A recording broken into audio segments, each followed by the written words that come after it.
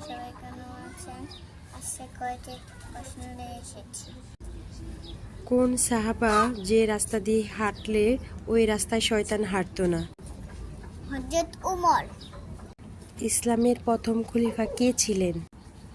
হযরত আবু বকর সিদ্দিক। কুরআনে মোট কয়টি সূরা আছে? 132টি। কোন নবীর পায়ের আঘাতে জমজম কূপ হয়েছিল? হযরত ইসমাঈল আলাইহিস সালাম।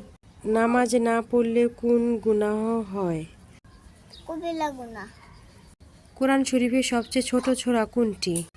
সূরা কাউসার। কোরআন শরীফের সবচেয়ে বড় আয়াত কোনটি?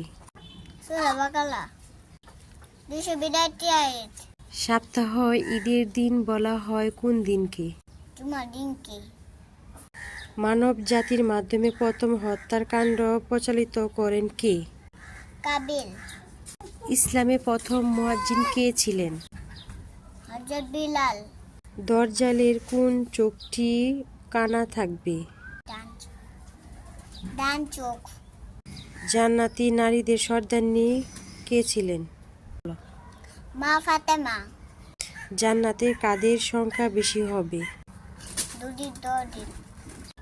মাশাআল্লাহ মেনা, সবটি প্রশ্ন অনেক সুন্দর হয়েছে। আল্লাহ হাফেজ টাটা।